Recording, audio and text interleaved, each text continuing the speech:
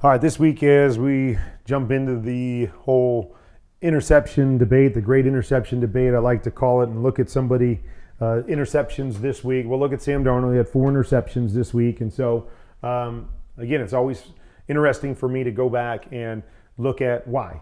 Okay, why did these interceptions happen? Was it on the quarterback? Was it on other factors? Was it good defense? So let's dive in to these interceptions and take a look. All right.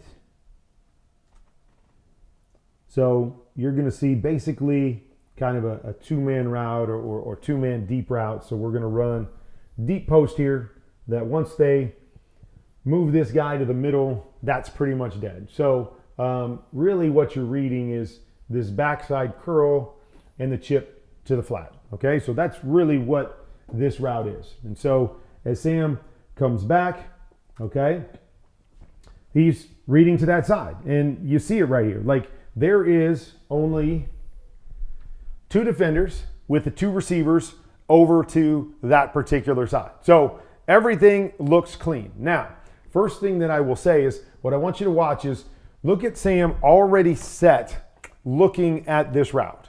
Okay, so he's set and he's looking at it, but he's not ready to throw yet. Okay, look how much longer it takes him to throw the football. And so I always like to look at that part of it is I think he needs to get deeper with his drop. Okay, so get deeper with your drop or time up your drop a little bit more. So when you get to the top, it's one hitch and ball out. Okay, so why is that important? Okay, first it's important because you get a guy pushed back into your lap because you're sitting back in the pocket waiting to make a throw. I can get deeper. I can time this up where I'm back and one hit. So even if this guy's getting pushed, I'm not standing there and he's not getting pushed into my lap. So my timing is a little bit better. The next thing is I get there so early that my eyes are there this whole time. Because here's what I want to show you. Here's the guy that intercepts this pass.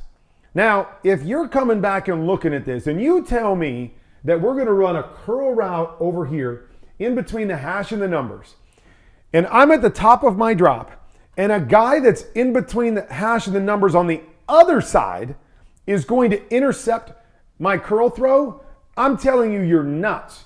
If I'm at the top of my drop, meaning I should be getting this ball out quickly, there's no way this guy is intercepting the pass. But a couple things, because what the Rams do is they go to what we call a one robber here. So he's dropping in to kind of rob whatever he sees. So he's really reading the eyes of the quarterback in this particular case. And why he's able to get all the way over here and intercept this, because he's reading the eyes of Sam Darnold. And Sam Darnold's eyes are there well before he's ready to throw the ball. So not only are they there, okay, so again, now you see it.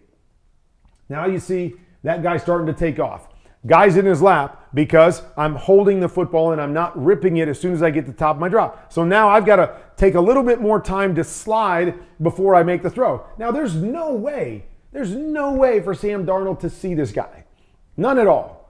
But this falls to Sam Darnold to a degree because the timing and his eyes not meshing up to be able to get back, look at it, throw it. It brings this robber defender all the way from the backside. So as he goes to throw it here, he's late,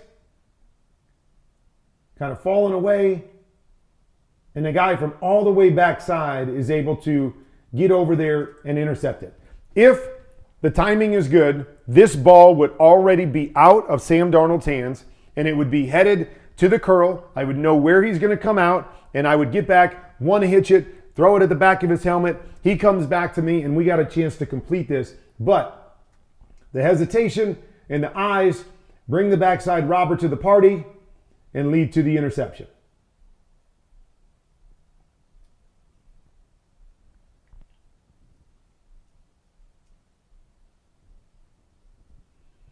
All right, interception number 2. And actually threw an interception just like this against the Rams last year. Okay, so they're just going to run a semi route. Okay, so it's a 12-yard out route here, a timing throw to the outside. All right, this is a play for a quarterback that you don't really read it after the snap so much as it's what we call an alert. Do I have the proper look on the outside? Because I have to go back, hit my back foot and let it go because we're rolling out of this thing. Otherwise, our receiver is going to be out of bounds and we don't have a chance. So it's really an alert. Do I like the look that I'm getting or do I not like the look that I'm getting? And first of all, the look that we want is an off corner. So we got an off corner. We got what we want from that standpoint. But we've got to ask the question. And the biggest question for me on this is location of this corner. How wide is this corner? Because what I know is I've got to let this ball go and I got to let my receiver run onto it. And I got to have enough space to fit it in to the sideline. Okay? So, because, look how we come off. Look how wide the corner is here. The corner is in such a wide spot, and we're throwing it from the backside hash right here. That, man, it's going to have to be a perfect throw to get it in there, right? You see, this is the space, right? This is all we've got to the sideline with this throw. So if I'm going to make this throw, and we always talk about it anyways, the throw's got to be 2 yards from the sideline so my guy can catch, tap, tap, and go out of bounds. But it's got to be a perfect throw, and the wider that corner is, right? So the longer it takes, right? You see, even right here, we're not outside of him. Like, that's the whole key here is I need my receiver to get outside of the corner if I'm going to have any chance. So that's why with the pre-snap look, with this corner this much wider than my receiver, I'm not a big fan of this from the get-go. Knowing I have to throw from the backside hash and that I'm going to have to let this thing go early. It's a long throw. This guy's outside and looking back at me right now. Just didn't really like the decision because no matter if this is a good throw or not, which it's not, it's going to be, again, right there as he breaks, look at, it's going to be almost an impossible throw to make because of the width of that cornerback. And the corner does a good job here that good corners, right, they're in their normal position, but as the receiver widens, they widen with the receiver. So he was already wide and 3 or 4 yards wider than our receiver already. And he does a good job as we chase him to widen even more and cut down the spaces to the sideline. And it's just to me, that was one of those that you just got to go from the get-go. I'm not taking that one. And I know it's hard because it's more of a pure progression type play. They're going to run the semi, and then they're going to put a corner over the top. And I'm just going to tell people I don't like this concept as a whole because the semi is as I said, a timing throw. So you got to hit your back foot and let it go. So you don't really have time to read anything. You are just making this throw based on your pre-snap look, if you like it or not. You'd love to have something where, so what I like on this is I like to run this guy on a shorter out and then a corner. So even though that's still a timing throw, what happens when we run it shorter is this guy has to declare what he's going to do. I'm going to come out to throw the quick out, but as soon as this guy declares, now I can either hold the ball just a touch or I can reset and then I can get back to this deep corner. It's nearly impossible on this semi to do that. I can't really hesitate at all. I can't hold it all. I can't get a read really before I'm going to throw the football. So this is really just a guess of am I throwing it or am I not throwing it? I'm not reading the corner to see if he jumps it because if I do that, I'm way too late on the throw anyways and we'll never get it in bounds. So it's a really tough concept when you're running this guy on the deeper out or semi and then this guy on the corner. See it run all the time and you always want to come back and say, well, this guy squatted here, throw this one, but you don't know. You don't know what that guy's doing. Sam Darnold's set to throw it right now, okay? And this corner is turned as if he's going to cover the deeper one right here. So he has no chance to be able to hold this and read this out and see how it plays out. He's got to make that decision. So concept, I think, hurts him a little bit too, but to me, this was a pre-snap look. Guy's too wide, and with him being that wide, it forces us to have little space on the sideline. I've got to pull this down, and I've got to move on through my progression and try to find another completion. And then on top of that, obviously the throw. You see the hesitation by Sam right at the top of his drop. He hesitates there for just a second, which is another thing you can't do. If you're going to hit this, you got to hit that back foot, and you got to let it rip and let it rip outside to the sideline so this doesn't happen.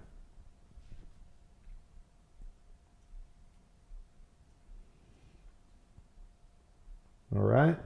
So on this play, I'm just going to guess. I don't know what they're doing up top. But this becomes a conversion, I think. So it may just be a mirrored concept where it's a double seam concept and these outside guys are running semis.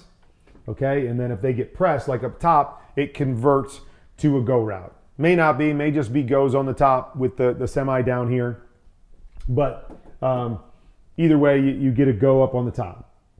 So first thing is, you could come down here and again, like I want you to see the difference in the relationship down here, right? Remember we said with the corner on the other one, the corner was all the way outside the numbers already, so cutting down the space to the sideline already.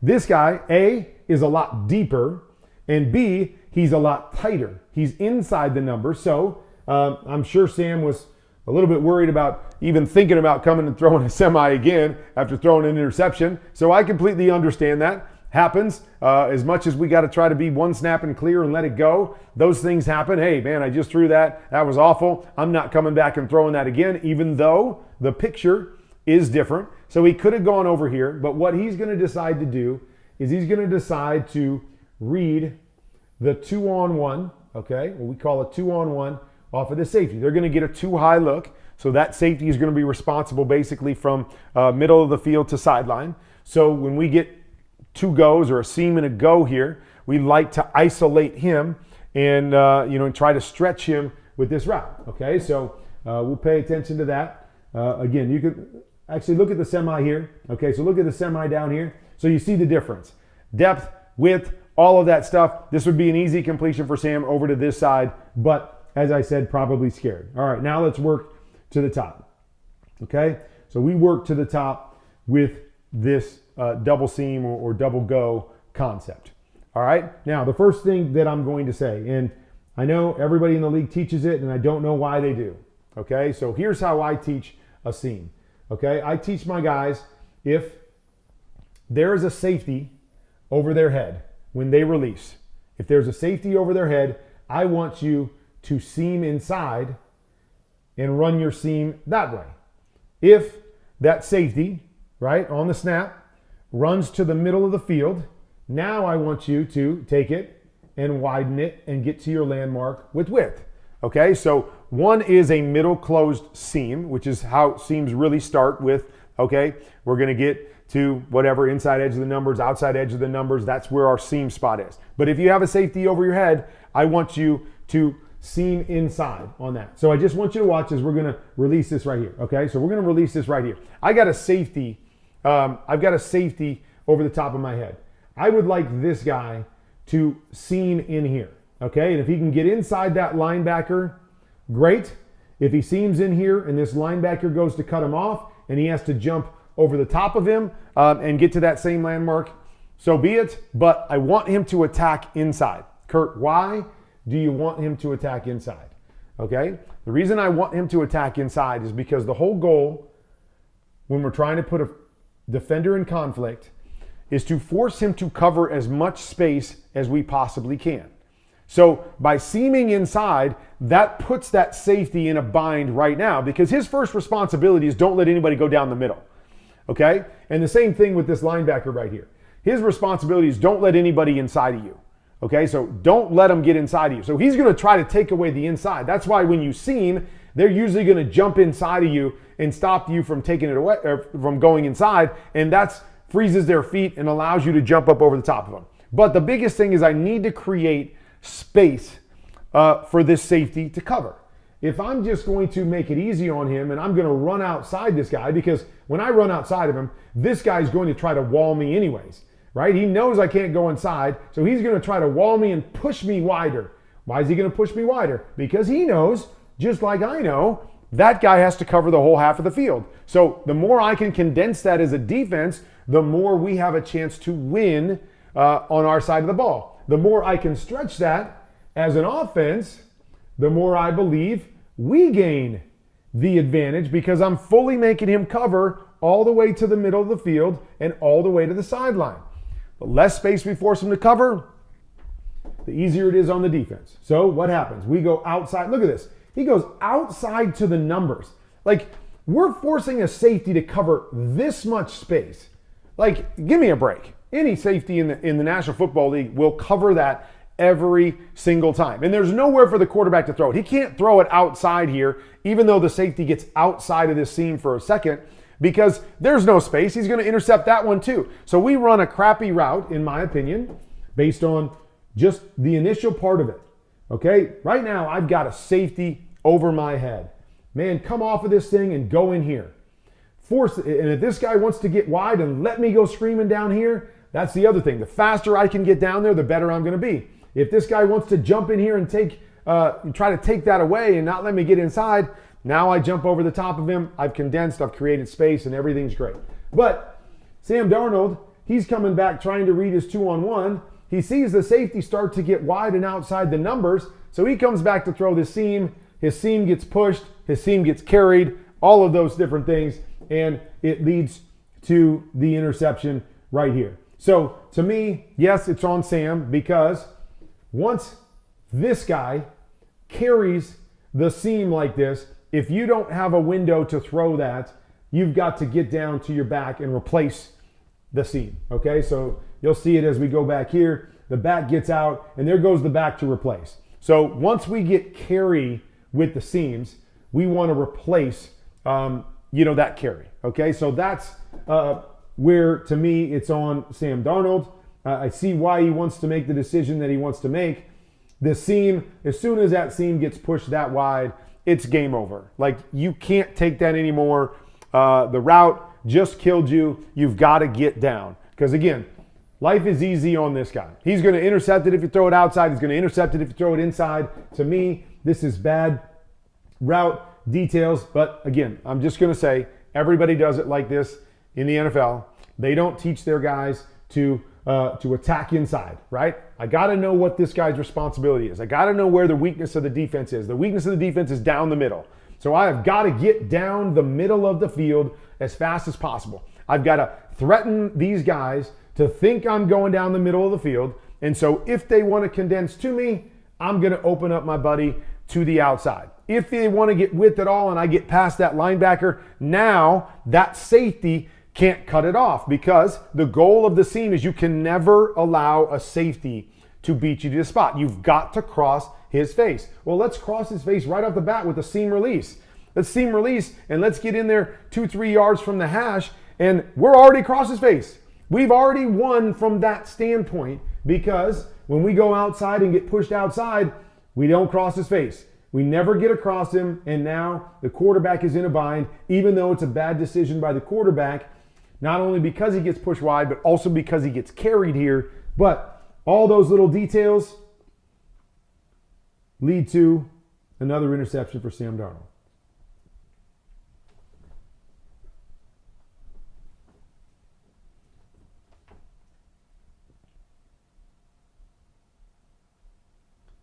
All right, just a bummer check down right here, but let's just look at how this plays out. Okay, so we're going to run what I call a choice 7 over here.